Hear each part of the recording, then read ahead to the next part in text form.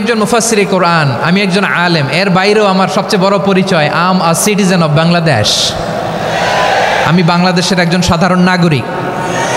আমার দেশের যে কোনো সমস্যা, যে কোনো ইনকনসিস্টেন্সি, অসঙ্গতি নিয়ে মত প্রকাশের স্বাধীনতা আমার আছে না নাই?